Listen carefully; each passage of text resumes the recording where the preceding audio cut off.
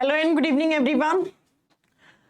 Good evening, कैसे हैं आप सब लोग? Good evening everyone. Kuldeep Jatav, Lakshmi Lodhi, Sanjay Kumar, Suraj Kumar, Avinash Kumar, Kumkum Singh, Aryan Chaudhary. Avinash कह रहे हैं मैम बैच स्टार्ट हुआ है लेकिन 5 ही क्लास केमिस्ट्री का हुआ है, तो मैम थोड़ी करवा देंगे केमिस्ट्री। उसके लिए आपको टेक्निकल नंबर दिया गया है, एप्लीकेशन पे नंबर है ना, उस नंबर पे फोन करके एक बार बोलिए कि हमारी केमिस्ट्री की क्लासेस ज्यादा करवाइए। बोल दीजिए आप मेरी क्लासेस, आप मेरी सब्जेक्ट के लिए मुझे बोल सकते हो बेचा ना। चलो फिर, गुड इवनिंग एवरीवन, कैसे हैं आप सब लोग? राजेश कुमार, ओके, सब बढ़िया है। फिर अपनी आज की क्लास स्टार्ट करें। प्रणाम बेटा गौरव, खुश रहो। Santosh Kumar, good evening, welcome to think SSC. आप सभी का थिंक एसएससी के एप्लीकेशन पे बहुत बहुत स्वागत है। सो आ गए होंगे आप सब लोग लाइव। मैं उम्मीद करती हूँ कि आपने रक्षाबंधन भी बना लिया होगा बहुत अच्छे से, राखी बांधवा ली होगी अपनी बहन से, और लड़कियों ने अपने भाई को बांध दी होगी, और बड़े अच्छे से गिफ्ट भी दिए होंगे आपने अपनी बहनों को। चलिए फिर, रक्षाबंधन के बाद हम मिल रहे हैं। 3-4 दिन हो गए हैं यार आपकी क्लास, क्योंकि छुट्टी हो गई थी ना, मैं भी घर चली गई थी, इसलिए मेरा भी शादी के बाद पहला रक्षाबंधन था, तो मुझे भी घर जाना जरूरी था, नहीं तो मैं नहीं करती छुट्टी। लेकिन ये है ना कि जो अब रिचुअल्स बनी हुई हैं, जो चीजें बनी हुई हैं, वो तो फॉलो करनी पड़ेंगी ना। चलो फिर करें अपनी आज की क्लास स्टार्ट। लास्ट क्लास में हम क्या पढ़ रहे थे? हम ग्लैंड्स यानी कि ग्रंथियां पढ़ रहे थे, और ग्लैंड्स में हमने कितनी ग्लैंड्स पढ़ ली थी? ऐसा कोई बच्चा तो नहीं है जैसे कोई पता ही ना हो कि हमारे चैप्टर क्या चल रहा है। चैप्टर चल रहा था अपना एंडोक्राइन सिस्टम, जिसमें हमें ग्रंथियों के बारे में पढ़ना था। और एंडोक्राइन सिस्टम में टोटल कितनी ग्लैंड्स? 9 ग्लैंड्स के बारे में हमें पढ़ना था। हमने कितनी पढ़ ली थी? 5 पढ़ ली ना हमने। कौन कौन सी? पीनियल बॉडी ग्लैंड पढ़ ली हमने, थाइमस ग्लैंड पढ़ ली हमने पेनक्रियास पढ़ ली, हमने एड्रीनल ग्लैंड पढ़ ली, और हमने कौन सी पढ़ ली थी? गोनेड्स, यानी कि जो रिप्रोडक्टिव ग्लैंड्स होती हैं वो पढ़ ली थी। Good evening Yogendra Yadav. 5 हमने पढ़ ली थी, अब अपनी 4 बची हैं। चलो फिर फटाक से कंप्लीट करते हैं इसको नेक्स्ट क्लास तक, यानी कि कल आपका ये चैप्टर फिनिश, उसके बाद अपन नया चैप्टर स्टार्ट करेंगे। कल अपना ये चैप्टर फिनिश हो जाना चाहिए। आओ, आज ही हो जाता, लेकिन बड़ी है ना, थोड़ी बड़ी बड़ी बची है यहाँ आपकी। चलो बात करते हैं हम कौन सी? 6 नंबर की ग्लैंड पे। 6 नंबर की ग्लैंड का नाम लिखो, थायराइड ग्लैंड। लिख दीजिए जरा, थायराइड ग्लैंड। चैप्टर बहुत बड़ा है ये, देखा जाए तो बड़े के साथ साथ कुछ बच्चों को तो बहुत टफ भी लगता है ये चैप्टर। हिंदी में बोलते हैं अवटु ग्रंथि। थायराइड ग्लैंड, अवटु ग्रंथि। ये ग्लैंड होती कहाँ है? सबसे पहले तो जो चीजें पढ़ा चुकी हूँ वही सुन लो कि ये ग्लैंड होती कहाँ है। ये होती है हमारे थ्रोट में, गले में होती है। और गले में कहाँ पे होती है वो भी मैं एग्जैक्ट लोकेशन आपको बताती हूँ। हमारे गले में होता है साउंड बॉक्स। साउंड बॉक्स कहाँ होता है आपको पता है? Wind pipe. विंड पाइप क्या होता है? श्वास वाली नली। अगर आपकी श्वास नली ब्लॉक हो जाएगी तो आप मर जाओगे, है ना?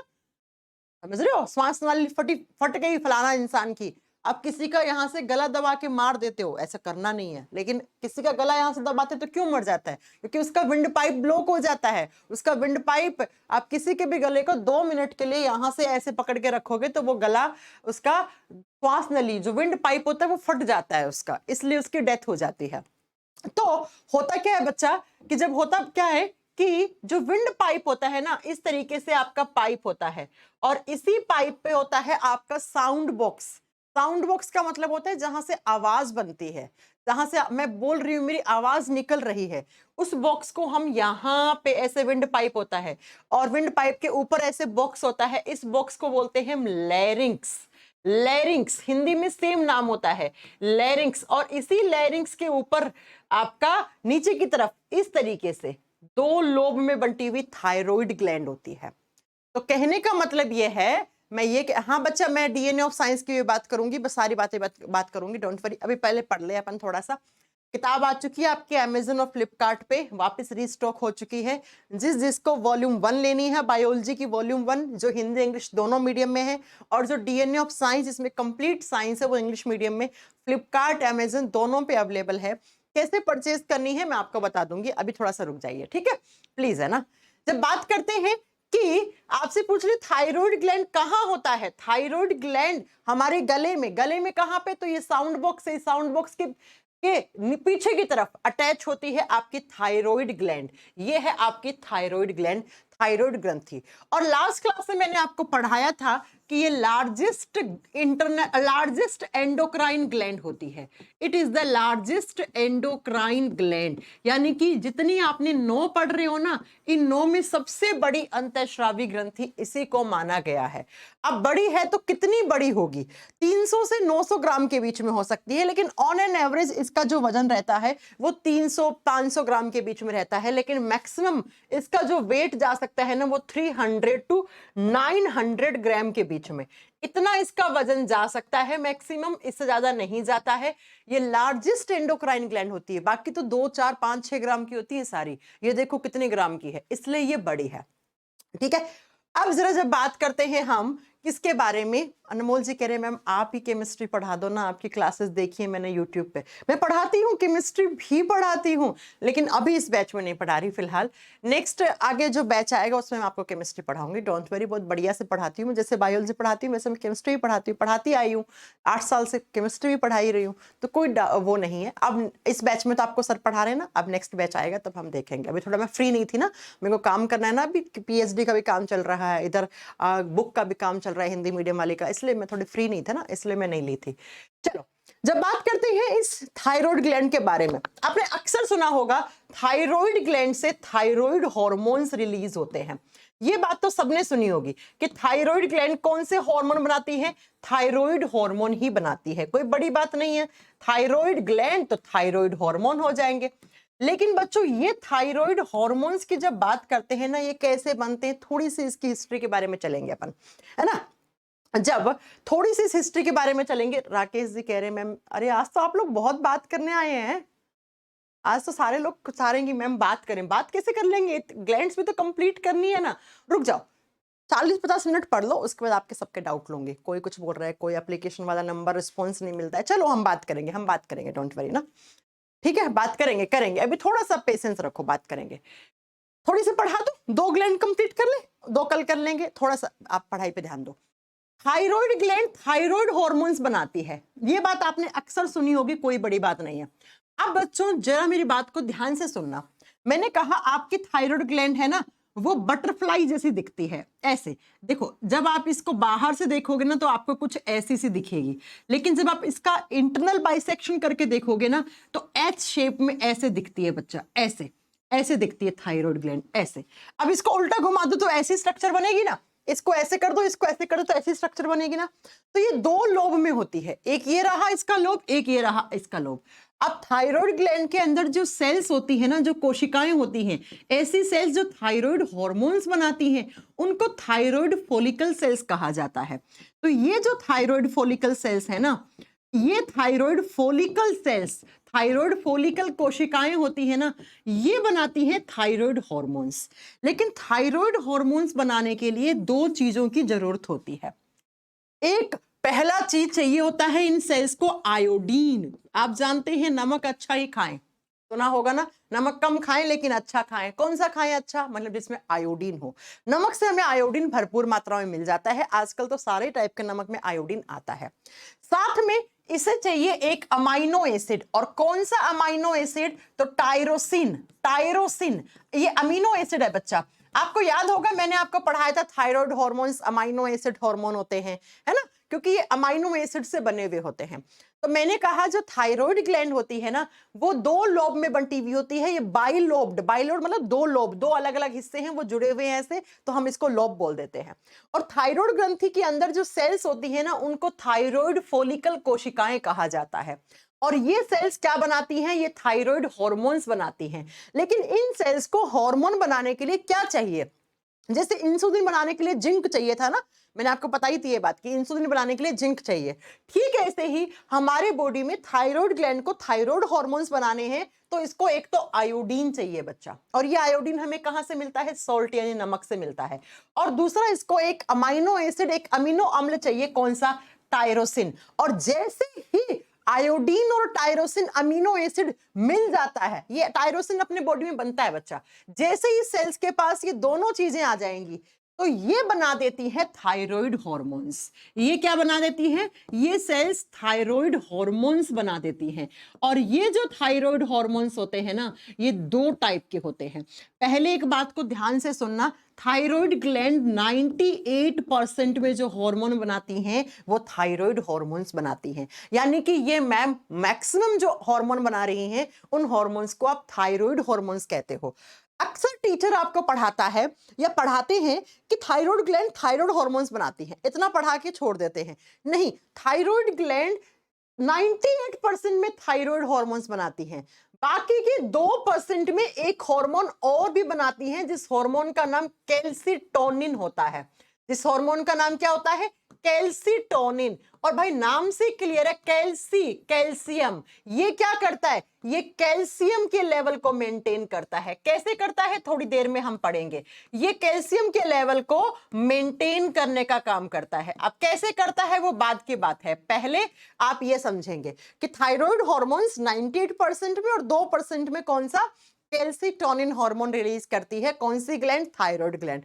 पॉइंट क्लियर हो गया? ठीक है मैम, हो गया। अब बच्चों ये जो थायराइड हॉर्मोन्स होते हैं ना, ये दो टाइप के होते हैं। अगर लड़कियों के अंदर जनरली हम देखते हैं, बोलते हैं लड़कियां मुझे थायराइड की प्रॉब्लम है। अरे भैया थायराइड की प्रॉब्लम नहीं, थायराइड के अंदर जो हॉर्मोन्स निकलते हैं उनकी प्रॉब्लम है तुम्हें। लड़कियों के अंदर प्रेगनेंसी के समय अक्सर देखा जाता है, जब कोई महिला प्रेग्नेंट होती है या प्रेगनेंसी के बाद उस लड़की का थायराइड का लेवल या तो ज्यादा हो जाता है या कम हो जाता है। हॉर्मोन्स इम्बैलेंस लड़कियों में हो जाते हैं। क्यों? क्योंकि लड़की के वोम में, गर्भाशय में एक नया बच्चा बन रहा है, तो उस समय लड़की के अंदर बहुत सारे चेंजेस आते हैं हॉर्मोन्स में, और उसी समय ये थायराइड हॉर्मोन्स या तो कम या ज्यादा बनना शुरू हो जाते हैं। तो वो लड़की कहती है मुझे थायराइड की प्रॉब्लम है, इसलिए मेरा वजन बढ़ गया। ठीक है ना, ऐसे कमेंट ना करो मेरे पे, मेरा वजन इसलिए बढ़ गया क्योंकि थायराइड की प्रॉब्लम हो गई मुझे। क्योंकि उस लड़की के बॉडी के अंदर हॉर्मोन्स इम्बैलेंस हो जाते हैं। हॉर्मोन्स इम्बैलेंस होना किसी के हाथ में नहीं है, कोई बड़ी बात नहीं है, हर महीने होते रहते हैं। सो ये जो थायराइड हॉर्मोन्स होते हैं ना, ये दो होते हैं। एक होता है T3, एक होता है T4। तो अगर आपके घर में आपकी बहन है, मम्मी है, या आपकी बीवी है, या आपकी दोस्त है, कोई भी जब वो थायराइड हॉर्मोन्स चेक करवाने जाती है कि भाई थायराइड का लेवल सही है क्या, तो डॉक्टर कहते हैं T3 और T4 दोनों चेक करूं आपके, या सिर्फ T3 करूं, या सिर्फ T4 करूं। तो ये वही T3 और T4 थायराइड हॉर्मोन्स हैं। अब इनकी फुल फॉर्म क्या है? 3 का मतलब 3 होता है ना। जब 3 आयोडीन के मॉलिक्यूल, मैंने कहा ना आयोडीन चाहिए और टायरोसिन चाहिए, 3 आयोडीन के मॉलिक्यूल टायरोसिन के साथ जुड़ गए तो बन गया ट्राई आयोडो टायरोसिन। और जब 4 आयोडीन के मॉलिक्यूल टायरोसिन के साथ जुड़ गया तो बन गया टेट्रा आयोडो टायरोसिन। तो सबसे पहले इनकी फुल फॉर्म लिख लो। T3 की फुल फॉर्म होती है ट्राई आयोडो, आयोडो मतलब आयोडीन, आयोडो टायरोसिन। एक तो इसे इस नाम से जानते हैं बच्चा, दूसरा इसी का ही दूसरा नाम क्या होता है? इसी का दूसरा नाम होता है tri iodothyroxine, tri iodo thyroid hormones, thyroid hormones. तो ये इनकी फुल फॉर्म होती है। तो आपको एग्जाम में ना कंफ्यूज करने के लिए ये भी दे सकता है T3 T4 कौन रिलीज करता है, T3 की फुल फॉर्म क्या है, T4 की फुल फॉर्म क्या है। तो जरा लिख दो इनकी फुल फॉर्म, इसको लिख दो टेट्रा, बस। 3 को केमिस्ट्री में ट्राई कहते हैं, 4 को टेट्रा कहते हैं। तो ये हो गया ट्राई टेट्रा आयोडो टायरोसिन। या तो इसे इस नाम से पुकारो, या इसका एक और बहुत प्यारा सा नाम है, क्या? Tetra iodo thyroid hormone, thyroid hormone. अब आप क्या समझे? मैम हम समझे कि थायराइड ग्लैंड जो गले में है वो 98% में थायराइड हार्मोन्स बनाती है और सिर्फ 2% में कैल्सिटोनिन हार्मोन बनाती है। ये अभी छोड़ दो, अभी बाद में पढ़ेंगे इसके बारे में, पहले ये तो देख लें। थायराइड हॉर्मोन्स दो टाइप के होते हैं, एक होता है T3, एक होता है T4। इन दोनों को एक साथ मिला के हम थायराइड हॉर्मोन्स बोलते हैं। तो थायराइड हॉर्मोन्स में जब 3 आयोडीन के मॉलिक्यूल एक टायरोसिन नाम का अमीनो अम्ल होता है उसके साथ जुड़ जाते हैं तो वो बना दिया T3 थायराइड। और जब 4 आयोडीन के मॉलिक्यूल एक टायरोसिन नाम के अमीनो एसिड के साथ जुड़ गया तो उसने बना दिया टेट्रा, आपका टेट्रा मतलब 4, टेट्रा आपका थायराइड हॉर्मोन्स है। ये दोनों ही थायराइड हॉर्मोन्स। अब बात ये आती है कि मैम ये थायराइड हॉर्मोन्स क्या करते हैं?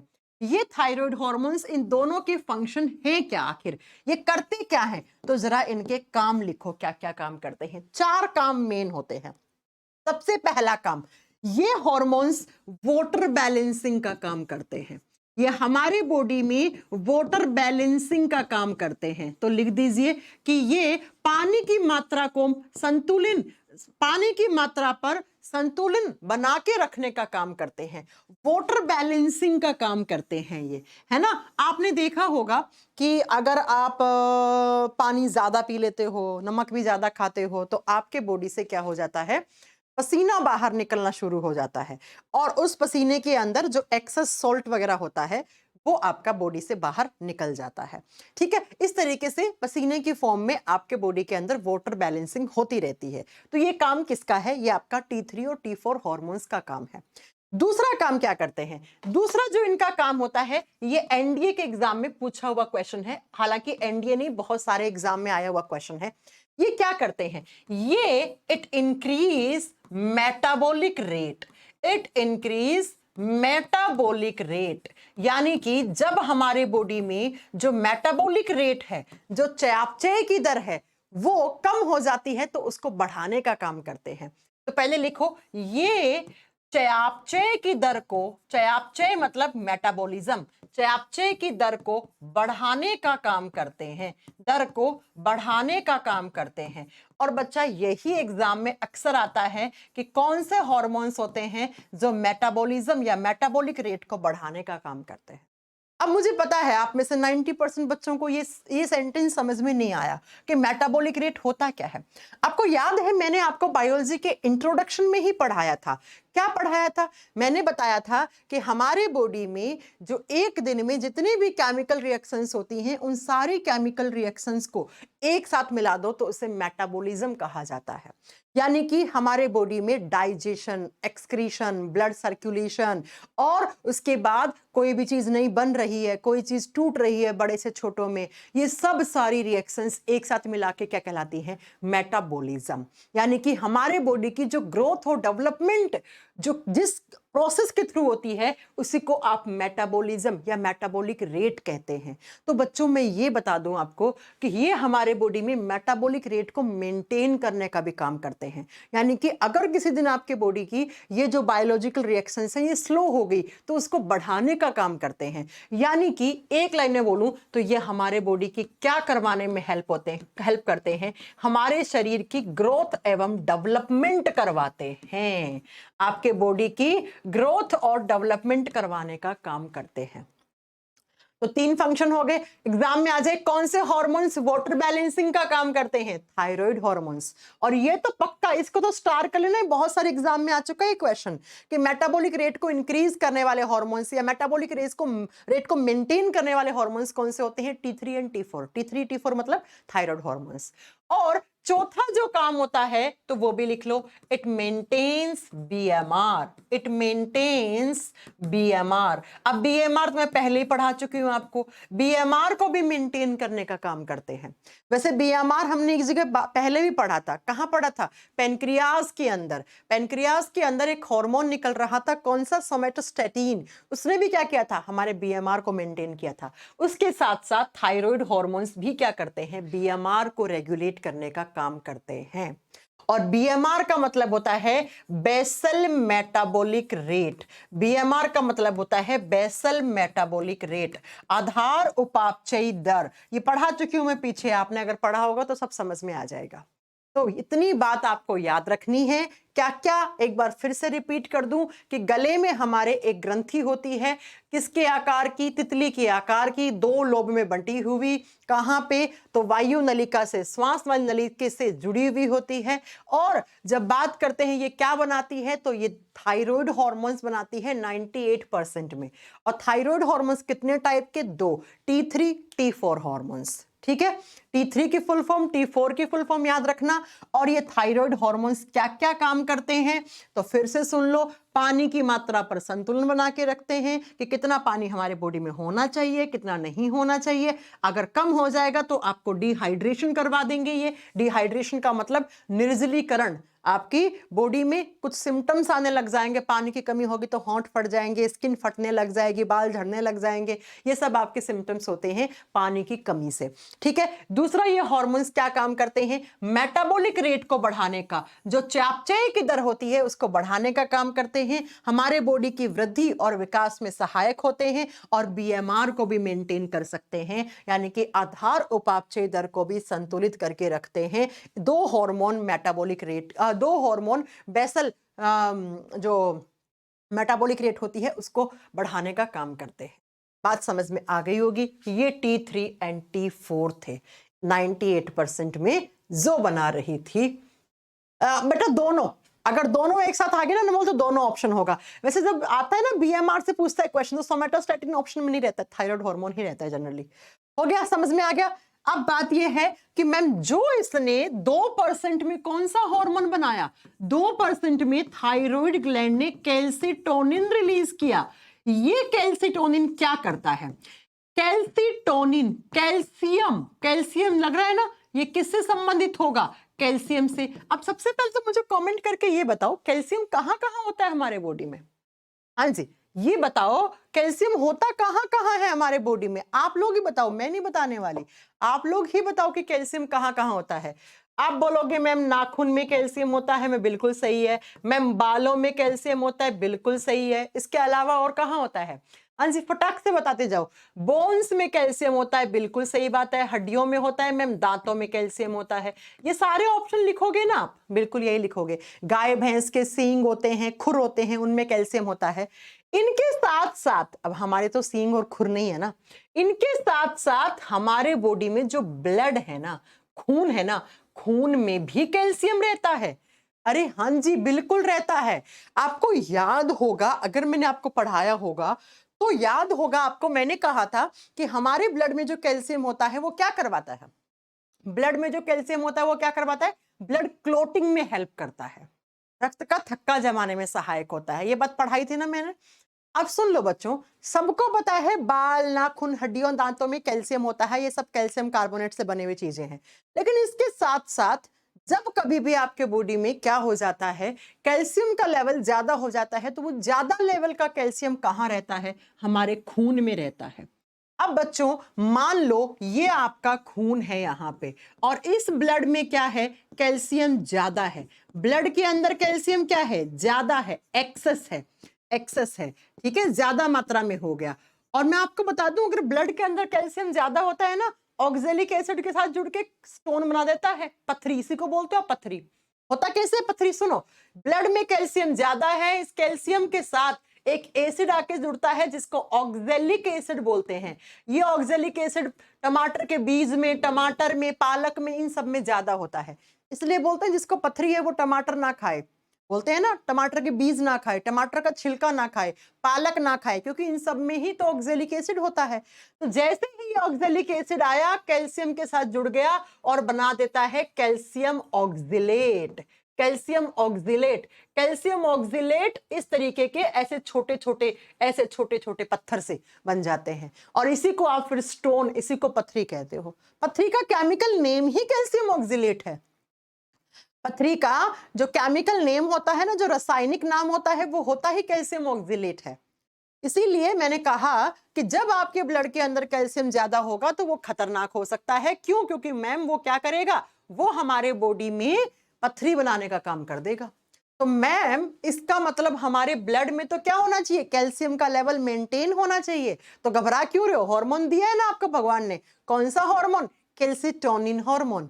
यह हार्मोन क्या करता है, जब आपके ब्लड के अंदर कैल्शियम ज्यादा है, इस कैल्शियम को एक हार्मोन निकलेगा, और जिस हार्मोन का नाम कैल्सिटोनिन है, ये किसके पास छोड़ाएगा, आपकी बोन्स के पास, हड्डियों के पास छोड़ाएगा। देखो बच्चा, ये हार्मोन कब निकलेगा, जब खून में कैल्शियम ज्यादा है और किसी हड्डी के पास कैल्शियम का लेवल कम है। भाई हड्डियों को भी तो कैल्शियम सही अमाउंट में चाहिए ना। अगर हड्डियों को कैल्शियम नहीं मिले तो हड्डियां पतली हो जाएंगी, कमजोर हो जाएंगी, हड्डियों में छेद होना शुरू हो जाएंगे। ये मैं आपको पढ़ा चुकी हूँ चीज। इसका मतलब मैम ब्लड में भी लेवल सही रहना चाहिए, हड्डियों के पास भी लेवल सही होना चाहिए। तो अगर किसी दिन मान लो आपके ब्लड के अंदर 5 ग्राम कैल्शियम ज्यादा हो गया, तो ये 5 ग्राम कैल्शियम हार्मोन निकलेगा, कौन सा, कैल्सिटोनिन, और ये हार्मोन ब्लड में होता है, ब्लड में कैल्शियम है, और ये ब्लड ऐसे जाएगा इस हार्मोन को और कैल्शियम को ले जाके कहां छोड़ देगा, हड्डियों के पास। तो हड्डियों के पास जब, देखो मैं इस चीज को कैसे भी बोल लूं, कान ऐसे पकड़ूं बात बराबर है। देखो आप ऐसे भी कह सकते हो कि ये हार्मोन तब निकलता है जब ब्लड में कैल्शियम लेवल ज्यादा है, या आप ये कह सकते हो ये हार्मोन तब निकलता है जब हड्डियों के पास कैल्शियम कम है, हड्डियों के पास कैल्शियम की कमी है, बात बराबर है। तो एग्जाम में क्वेश्चन ऐसे ही आता है बच्चा। तो इस हार्मोन ने क्या कर दिया, कैल्शियम लेवल को मेंटेन कर दिया। कैसे कर दिया, तो ये रहा आपका आंसर, ये रहा आपका आंसर। इसको अच्छे से पढ़ना, भी 5 मिनट बाद फिर से आएगा, ये 5 मिनट के बाद फिर से आएगा। पॉइंट मेरा समझ में आ गया ना कि मैं क्या कहना चाह रही हूँ। थायराइड ग्लैंड ने 2 टाइप के हार्मोन्स निकाले, thyroid hormones, calcitonin hormones. Thyroid hormones का अपना सेपरेट काम है, वो करते रहते हैं, और कैल्सिटोनिन बेचारा 2% में निकलता है, ये अपना काम करता रहता है। ठीक है,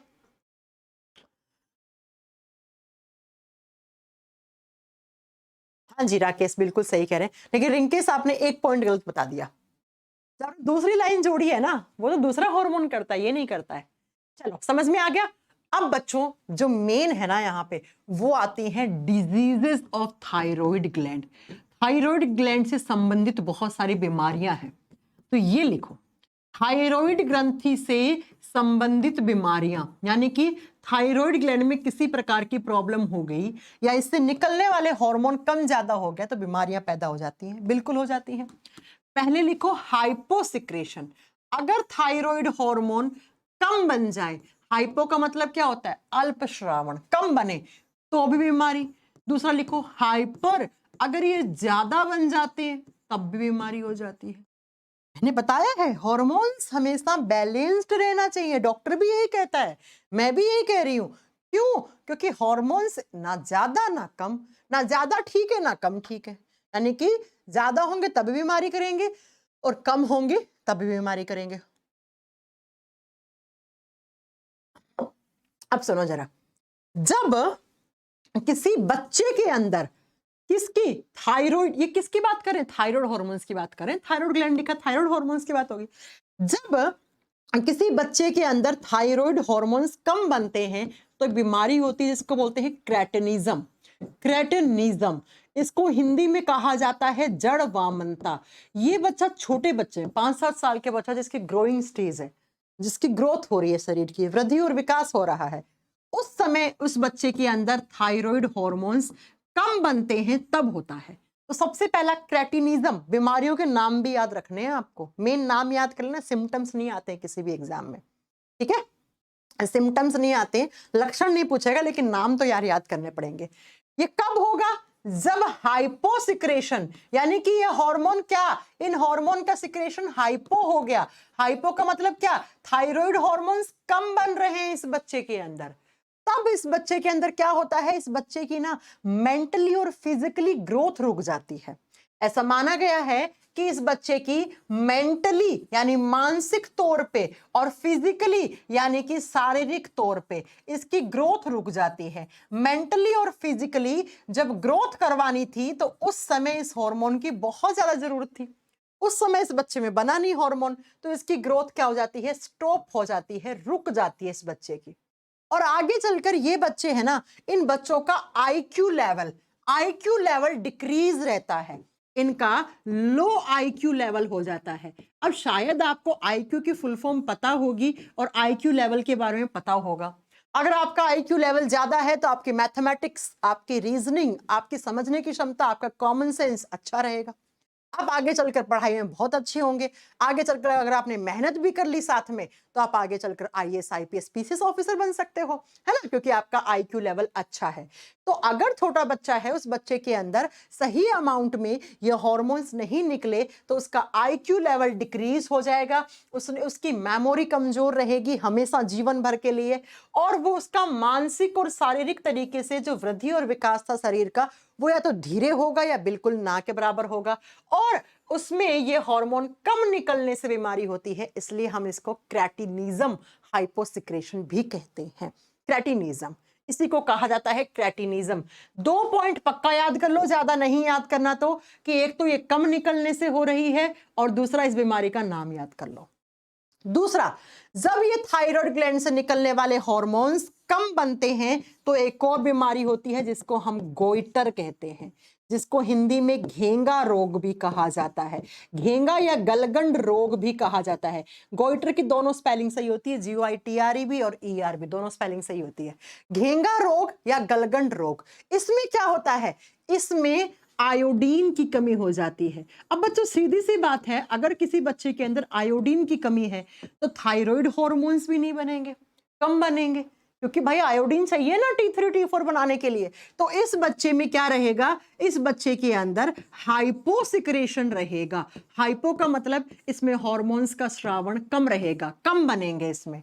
और गोइटर में क्या हो जाएगा, तो गले वाला पार्ट है ये सूज जाएगा, यहाँ पे बाहर की तरफ इतना सारा लटक जाएगा, सूज के उसमें ना वाटर बैलेंसिंग हो पाएगा, पानी भर जाएगा, पानी भर के पस पड़ जाता है और फिर हो सकता है ये पार्ट यहाँ से रिमूव करना पड़े, आपकी विंड पाइप भी फट सकती है साथ में, वो बहुत रिस्की ऑपरेशन भी होता है। अब नहीं है ये घेंगा रोग, पुराने जमाने में होता था जब हम ढंग का नमक नहीं खाते थे। अब तो भरपूर मात्रा में नमक खाते हैं, अच्छे अच्छे नमक आ गए हैं आप, है ना, तो ये सब हम अच्छे से नमक खाते हैं, है ना, बढ़िया तरीके से। पुराने जमाने में जो अच्छा नमक नहीं आता था, रॉक सॉल्ट नहीं मिलता था, उस समय की ये बीमारी है, अब तो नहीं है। तो ये आयोडीन की कमी से होती है और इस बीमारी में बच्चे के अंदर थायराइड हार्मोन्स भी कम बनते हैं, गले में सूजन आ जाती है, फिर पस पड़ने लग जाता है, डॉक्टर को गला काटने पड़ जाता है, उसकी सर्जरी करनी पड़ जाती है, कुछ खा पी नहीं पाता है। ये सारे लक्षण आपसे एग्जाम में कोई नहीं पूछेगा, आप में पूछेगा आयोडीन की कमी से कौन सी बीमारी होती है या थायराइड हार्मोन्स कम बनने से कौन सी बीमारी होती है, तो आपका आंसर यही है। तीसरा जो आता है यहाँ पे वो आता है माइक्सोएडेमा। लड़कियों में होती है, लड़कों में नहीं होती है। मैंने कहा ना माइक्सोएडेमा, ये लड़कियों में प्रेगनेंसी के समय या फिर नॉर्मल डेज में भी देखने को मिल जाती है माइक्सोएडेमा। इसमें क्या होता है, ये लड़कियों के अंदर ही होती है बीमारी। इसमें भी लड़कियों के अंदर जो थायराइड हार्मोन्स होते हैं वो कम बनना शुरू हो जाते हैं, उनका हाइपोसिक्रेशन हो जाता है, यानी कि अल्प श्रावण हो जाता है, कम क्वांटिटी में बनते हैं। और फिर इन लड़कियों के अंदर क्या क्या होता है, एक तो इन लड़कियों का वजन बढ़ने लग जाता है, वेट इंक्रीज हो जाता है, वेट गेन हो जाता है, वजन बढ़ने लग जाता है शरीर में, हाथ वाले पार्ट में, ऐसे कमर वाले पार्ट में, इसमें थाइज में, इनमें वजन बढ़ जाता है। और साथ में ऐसी लड़कियों का जो मेंस्ट्रुअल साइकिल होता है ना, मेंस्ट्रुअल साइकिल का मतलब होता है मासिक धर्म चक्र।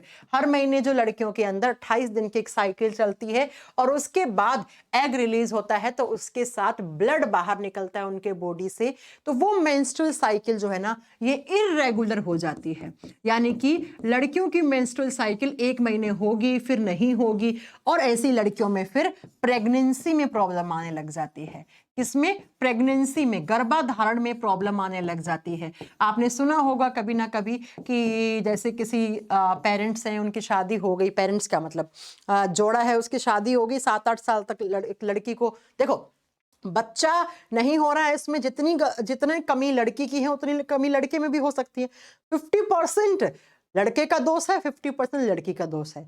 तो अपनी जनरेशन वो बात अलग है, अपनी जनरेशन में तो ये बातें पता होती है। पुराने जमाने में अगर बच्चा नहीं हो रहा था तो सास वगैरह या आसपास के पास पड़ोसी वगैरह क्या करते हैं, लड़की को ब्लेम करते थे कि इसकी वजह से बच्चा नहीं हो रहा है। अरे नहीं भैया, सिर्फ लड़की अकेले को थोड़ी बच्चा करना है ना, तो उसमें दोनों की प्रॉब्लम होती है, तो दोनों की रिपोर्ट्स नॉर्मल होती हैं, लड़का लड़के की, तभी बच्चा हो सकता है।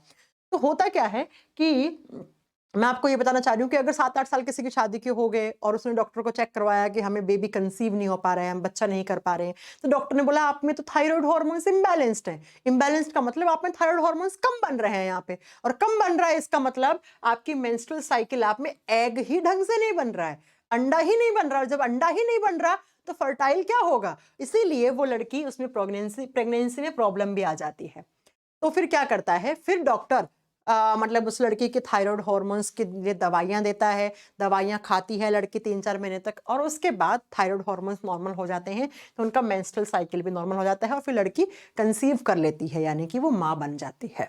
ठीक है, तो मैं ये कहना चाह रही हूँ कि माइक्सोएडेमा लड़कियों में जनरली जो होता है ना वो थायराइड हार्मोन्स की कमी से ही देखा गया है।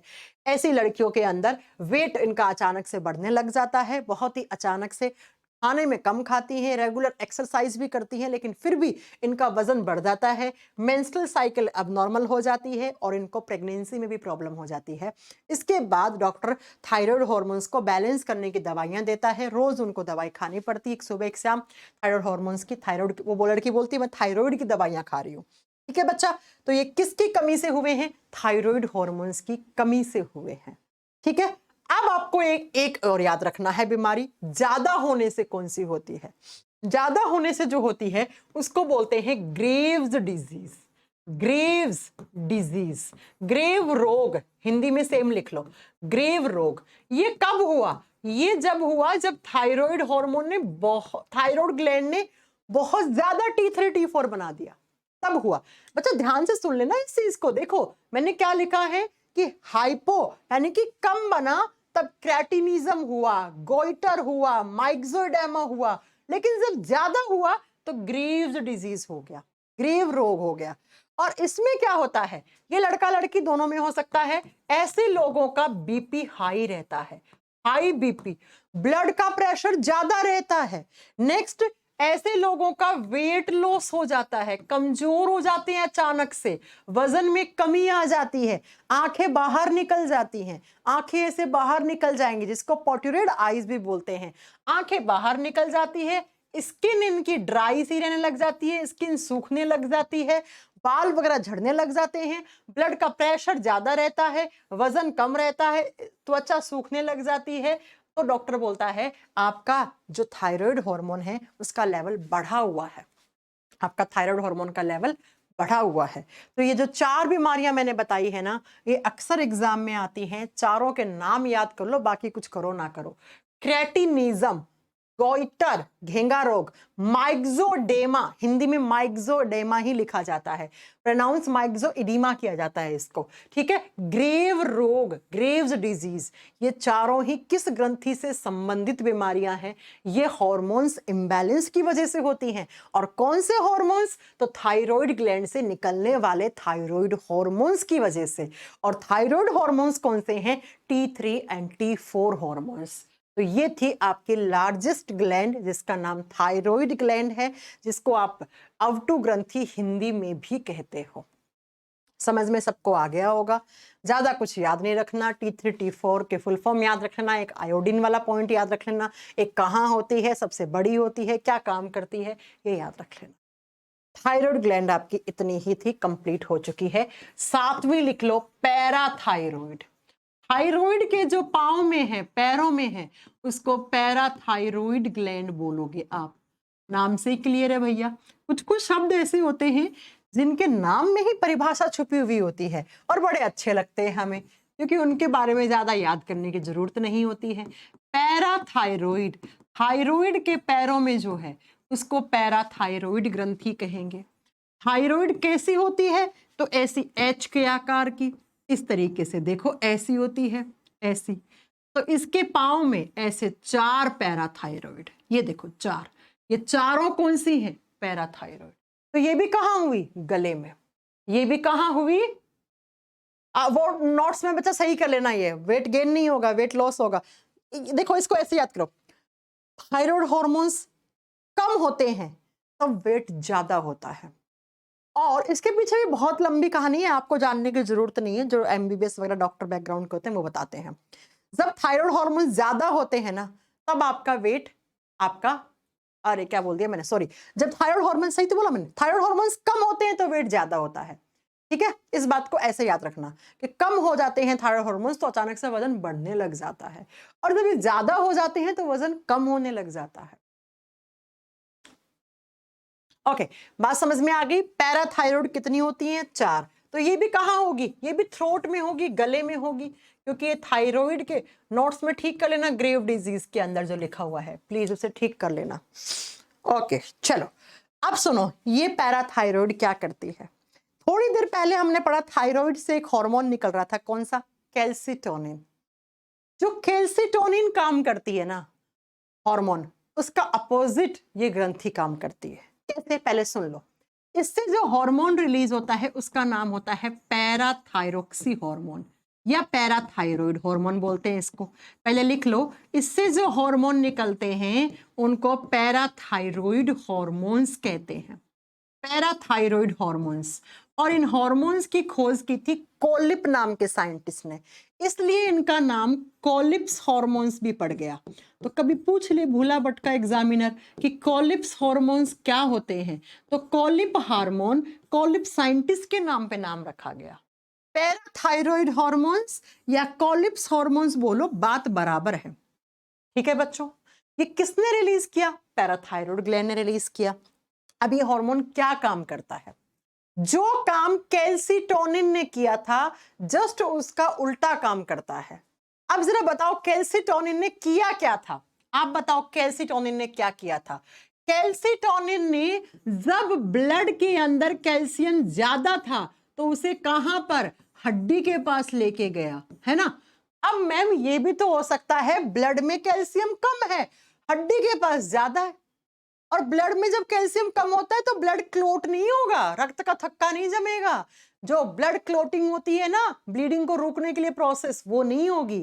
तो कैल्शियम का लेवल हमेशा मेंटेन रहना चाहिए, चाहे वो हड्डी हो चाहे आपका खून हो वो। तो बच्चों इसका उल्टा भी तो हो सकता है ना। उल्टा है तो घबराने की बात क्या है, पैराथायरॉइड हार्मोन्स है तो सही आपके बॉडी में। तो क्या होता है, जब कभी भी आपकी किसी हड्डी के पास कैल्शियम ज्यादा है, बोन्स के पास कैल्शियम एक्सेस है, ज्यादा है, और आपके खून में कैल्शियम क्या है? लो है। सॉरी, यहां ब्लड लिखो ना, ब्लड में कैल्शियम लेवल क्या है? डिक्रीज्ड है। खून में कैल्शियम लेवल में क्या है? कमी है, यानी कि लो लेवल है। तब कौन से हार्मोन निकलते हैं? कोलिप्स हार्मोन, यानी कि पैराथायरॉइड हार्मोन निकलते हैं। तो इन दोनों को अच्छे से याद रख लेना। अब आप बोलोगे मैम ये बताओ आप कि ये हार्मोन की जरूरत क्या है? भाई क्यों नहीं है जरूरत है, जो आपके ब्लड में कैल्शियम, अगर ये हार्मोन नहीं निकला तो खून में तो कैल्शियम की कमी रहती, और खून में अगर कैल्शियम की कमी रहती तो ब्लीडिंग को रोकने के लिए जो ब्लड क्लोट प्रोसेस होता है, जो रक्त का थक्का जमने की प्रक्रिया होती है, वो होगी या नहीं होगी? नहीं होगी। ब्लड क्लोटिंग प्रॉपर नहीं हो पाएगी, तो किसी दिन चोट लगी ना तो खून निकलता ही जाएगा, निकलता ही जाएगा, निकलता ही जाएगा। मेरा टेलीग्राम चैनल दिशा बेटा साइंस विद काजल सिहाग है। अप्रोक्स 72 या 70,000 के लमसम, 70 से 72,000 के बीच में बच्चे हैं मेरे टेलीग्राम पे, वही है मेरा टेलीग्राम चैनल। समझ में आ गई मेरी बात, मैं क्या कहना चाह रही थी? सबको आ गई होगी।